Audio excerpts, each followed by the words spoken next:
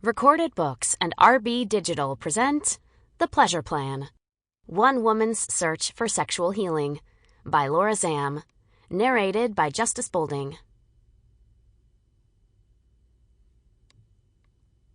Prologue. Every hoo-ha hang-up in the DSM. August 2011. Maybe you're just not a very sexual person, says Dr. Faye in a slow southern drawl. I have come to this office to save my new marriage. After 30 years of searching, I found a man I love who loves me back, at 48. I never had reciprocity before, meaning a real relationship, but now I do, with Kurt, my miracle husband. Kurt doesn't know the extent of my damage. What if I'm just broken? I ask, my voice a shaky vibrato. I have never talked openly about the problems plaguing me since I was 17. Low libido, orgasm challenges, and pelvic pain. I always assumed my obstacles were permanent. Is that true?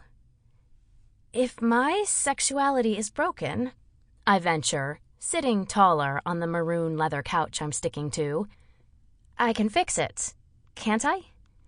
Not if you have no libido, says Dr. Faye, an attractive marriage and family therapist specializing in hypnosis. Look, it's fine to have no libido. You know that, right? I nod, thinking of grandmas and nuns, and those that make asexual a lifestyle.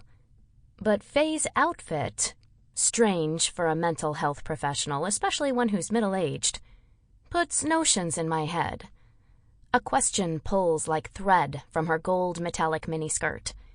It sheds from her short-sleeved mohair sweater. She looks like an unwashed lover might come by right after I leave here. So I ask, can Eros be taught? The hypnotist chuckles, assuming I'm joking. I'm not. She tucks brown hair behind her ears and widens her pale green eyes. We have the same coloring, except I'm obviously nothing like her. Would you like to hear about others in your situation? She inquires. Without waiting for a response, she stands and begins pacing. Now, one client, she'd rather be waterboarded than sleep with her husband. I know I should interrupt, revealing what I haven't shared yet, the experiment. 2 weeks ago, I implemented a strategy to finally heal, after 30 years. It started with no longer believing that pleasure is out of reach or that it's dangerous. To hell with fragility. More feeling than fact, it seems like if I pressed on a thigh or clavicle, I could dislodge something, puncturing a vital organ. Loneliness has done this to me.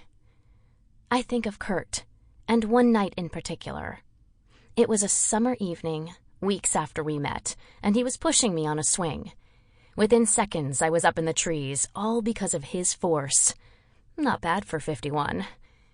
I let this overall impression of him, capable arms, uplifted cheeks when we'd stumbled upon the playground, our instantaneous agreement I must go on the swing, replace my imagined breakability.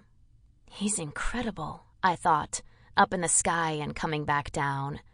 A million neurons fired when I squealed, "Harder! Push harder!" As Dr. Faye regales me with tales of lacking lust, I force myself to think about why my bedroom is nothing like the swing. I know the reason, and she does too. I need to get this visit back on track.